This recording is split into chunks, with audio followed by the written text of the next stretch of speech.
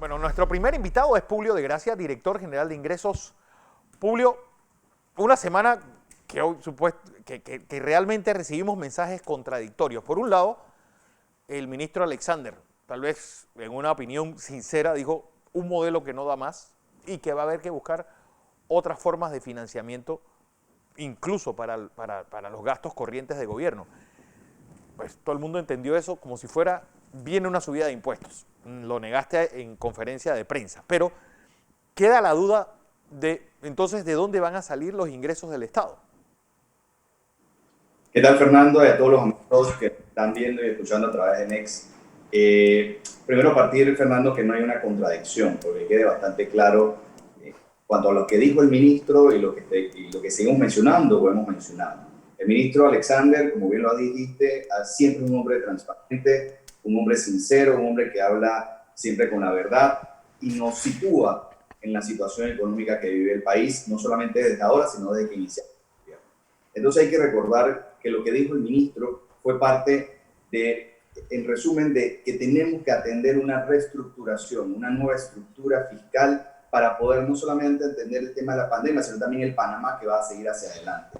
Reconocer, por ejemplo, que la economía digital debe cumplir con sus obligaciones tributarias en el país. Eso va desde las grandes empresas tecnológicas como también lo que consumimos nosotros aquí dentro del territorio nacional relacionado con la economía digital, que poco a poco es allí donde se encuentra el gran centro comercial donde nosotros y cada uno de los panameños y panameñas estamos regularmente yendo a través de las plataformas digitales para poder consumir productos y servicios. Entonces, lo que estamos, por eso te reitero, no hay ninguna contradicción entre lo que dijo el ministro Alexander y lo que se ha dicho siempre por parte de la Dirección General de Ingresos, que tenemos que ir hacia la economía digital porque hacia allá va el mundo. El 21% del Producto Interno Bruto es lo que ya representa la economía digital. 23% aproximadamente de los países de Latinoamérica ya tienen la economía digital de manera unilateral, pero nosotros creemos y estamos formando parte del foro global porque creemos en la seguridad jurídica para que estas empresas no solamente puedan sentirse que en Panamá cumplimos los roles correspondientes, sino también atraerlas para que puedan estar dentro del territorio nacional.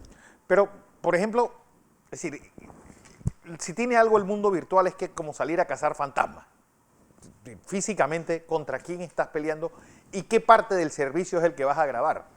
Que es donde está, o sea, es todo el del debate y el dilema que incluso Europa se ha encontrado con ese muro ahora que quiere, pues, torcerle el brazo a gigantes tecnológicos como Google.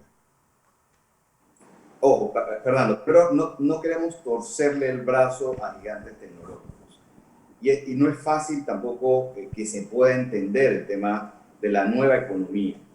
Son temas, como tú lo acabas de decir, son personas a veces invisibles, es una nueva etapa de la economía. Por eso los estados, como Panamá, deben prepararse para poder entonces entender cómo vamos a tratar, cómo vamos a atender esta situación que no solamente ya atiende o se ve a nivel global con estas grandes empresas tecnológicas, sino que en Panamá también estas empresas comienzan a trabajar, no tienen un domicilio fijo, sino que muchas veces desde su casa. En fin, no se trata de aumentar impuestos o de crear esos aumentos, sino más que todo incluirlos dentro de la tributación que es parte innecesaria. Por ejemplo, Fernando, tú que lees mucho, podrás revisar en el pasado, por ejemplo, cuando un campesino en las montañas de Madrid cerca de Madrid bajaban y utilizaban la planicie o la meseta de Madrid para poder pasar sus cabras. Entonces, Madrid en aquel entonces cobraba los impuestos por el uso de la servidumbre municipal. Obviamente eso ha cambiado. Entonces, No, y pasan todavía las cabras y las ovejas. todo cambia. Entonces, la idea de la economía digital y lo que nosotros como país tenemos que ir planteándonos es ir hacia esa transformación.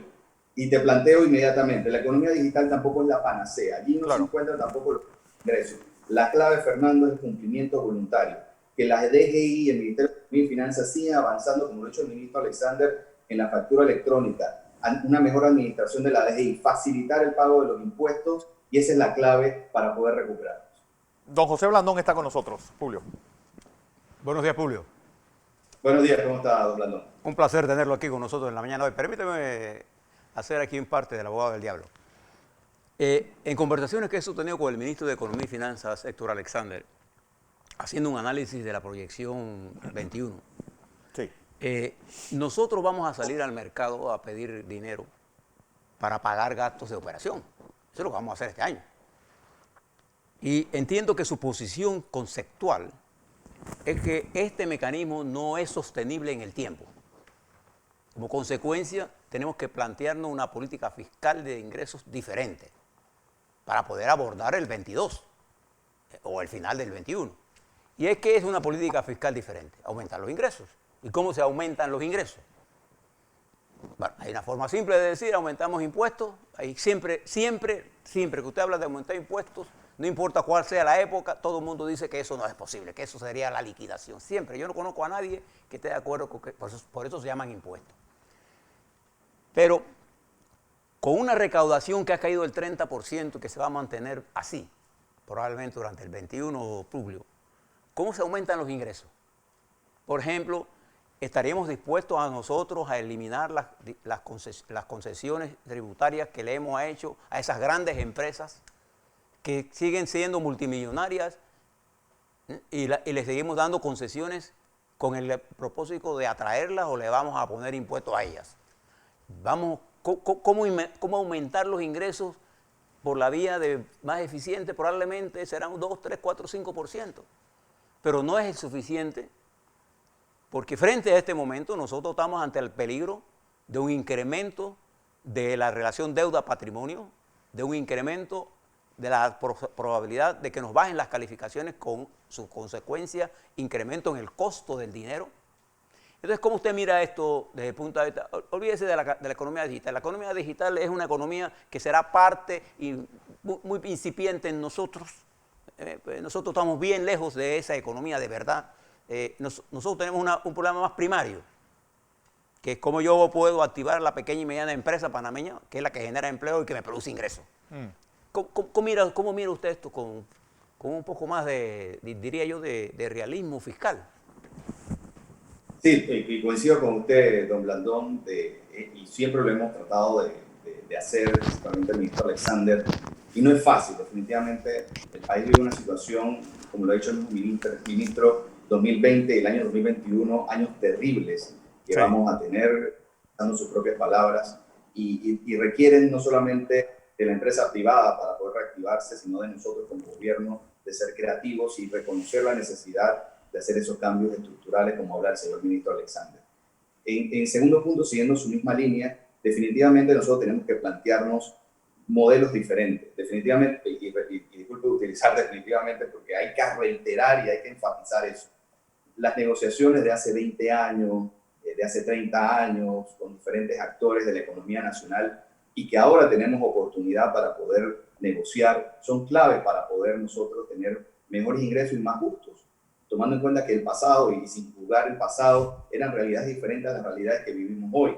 La historia hoy es muy diferente a las negociaciones con diferentes actores que hoy se van a negociar y que tenemos oportunidad de negociar frente a una nueva realidad. Y allí tenemos que apuntar para ser inteligentes como país, como debe ser de manera correcta. Pero tampoco va a ser suficiente. También tenemos que entender que hay muchas exoneraciones o erosiones de la base fiscal que también de alguna manera atentan contra la recaudación de impuestos, y no solamente lo decimos nosotros, sino lo dicen las instituciones internacionales, que Panamá tiene importante erosión a la base fiscal en exoneraciones, en incentivos, que también estratégicamente se hicieron en el pasado, pero en estos momentos algunas actividades ya no requieren del incentivo o actividades que el incentivo tampoco la han impulsado. Por lo tanto, tenemos que sincerarnos, saber que tenemos que tomar decisiones valientes, decisiones que de alguna manera traten de no afectar a la clase media principalmente, que es la que se siente afectada regularmente por el tema de los impuestos, y reconocer la justicia tributaria, que el que gana más debe cumplir con sus obligaciones. Y el último punto, luchar contra la evasión fiscal, don Nando y amigo Fernando. La evasión fiscal en Panamá sigue siendo alta, nosotros tenemos que combatirla primero garantizando, porque a veces el que no paga impuestos es porque dice que no sabe o no sabía que tenía que pagar impuestos.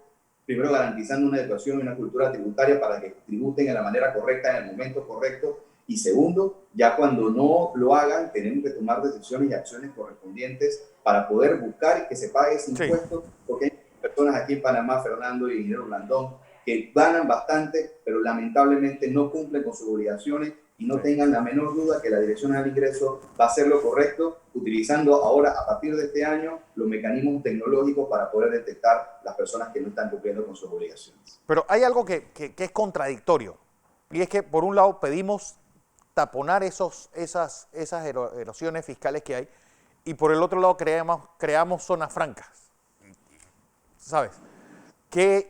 ¿Cuál es realmente el mensaje que nosotros queremos darle al mundo? ¿Que todo el mundo pague lo justo? ¿O que uno sí y otro no?